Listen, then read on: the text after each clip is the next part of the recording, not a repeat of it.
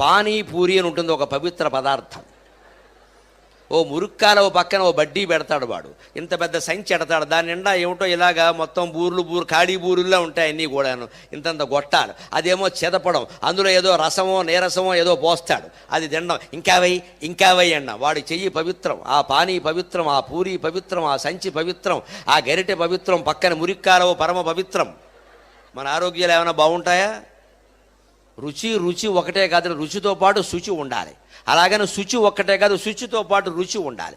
ఎప్పుడు ఆహారంలో రెండు ప్రధాన లక్షణాలు, ఒకటి శుచి, రెండు రుచి. అందులోనూ ప్రథమ ప్రాధాన్యం శుచి, రుచి కాదు. శుభ్రమైందా కాదా, నీకు రుచి సరిపోతే అలాగా. రుచి బాగుండాలంటే మీకు ఏం అక్కర్లా. రేపు ఫిబ్రవరి 14 వస్తుందండి. ఏమిటంటే దాని పేరు ప్రేమికుల దినోత్సవం, లవర్స్ డే. అదో డే పనిగట్టుకుని, ఏదో తద్దినంలాగా అదో ప్రేమికుల దినం. అంటే ఆ రోజుతో ప్రేమకి తద్దినం. పైగా ప్రభుత్వం వారు చాలా ఆలోచించి పెట్టారు. ఫిబ్రవరి 14 ప్రేమికుల దినోత్సవం, నవంబర్ 14 బాలల దినోత్సవం. అంటే సరిగ్గా 9 నెలల గ్యాప్ మధ్యలో చూసుకోండి మీరు.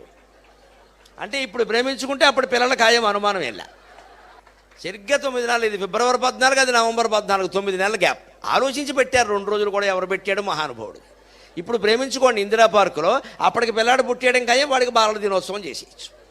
ఆ రోజు జరగబోయే పెద్ద మోసం ఏమిటి ఇప్పుడే చెబుతున్నా. ఇప్పటి నుంచి నిలవుండి అమ్మకం కాని కేకులన్నీ మొత్తం ఈ బేకరీల వాళ్ళందరూ ఆ రోజు మీకోసం పెట్టి ఐ లవ్ యూ అని ఒకటి రాస్తాడు, అంతే. అందులో అంతే, మొత్తం పట్టుకుపోతారు.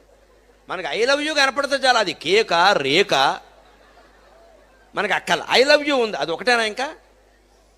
అందుకే వాడు అమ్మేస్తాడు తేలిగ్గా. 10 రోజుల క్రితం తయారు చేసి వాసన వచ్చే కేకు మీద కెమికల్స్ జల్లేసి నీకు ఆ వాసన తెలియకుండా చేసేసి పైన ఐ లవ్ యూ రాసేస్తాడు. ఇవాళ మొత్తం ఆకర్షణీయత ప్రధానంగా వ్యాపారం జరుగుతోంది. మనం ఆ మోసంలో పడిపోవలసిందేనండి.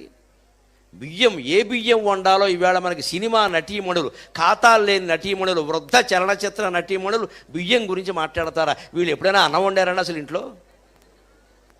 సినిమా యాక్టర్ చెబుతుందంటే మనకి ఏ బియ్యం ఉండాలి, ఏ మసాలా వాడాలో మరో సినిమా నటు చెబుతుంది. ఇవాడు వంట ఉండిందంటే మొగుడికి ఎప్పుడైనా అన్నం పెట్టారు అసలు వీళ్ళు? మనం మాత్రం ఆవిడ చెప్పింది మనం కొనేద్దాం. ఆవిడ చెప్తే నువ్వు కొనేవాడు, ఆ రంగంలో ఏమైనా ఆవిడకి అనుభవం ఉందా? ఎలా మాట్లాడతారండి?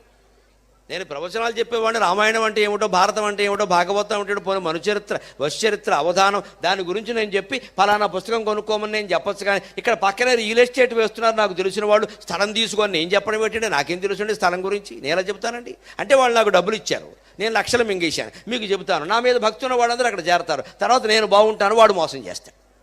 ఇప్పుడు ఆ పాపంలో నాకు భాగం వచ్చినట్టు కదా. చేయవలసిన వ్యాపారాలు ఇదే, సెలబ్రిటీస్ కానీ జరుగుతున్నావు అవి. యువతరం మొత్తం మాయలో పడుతున్నారు. ఆ క్రికెట్ ప్లేయర్ చెప్పాడు, ఆ సినిమా యాక్టర్ చెప్పాడు అని మనం తాగుతూ ఉంటే అలాగా దాంట్లో ఏముందో చూడాలి. కానీ అందుకని ఆహారంలో శుచి, రుచి రెండు ప్రధానం.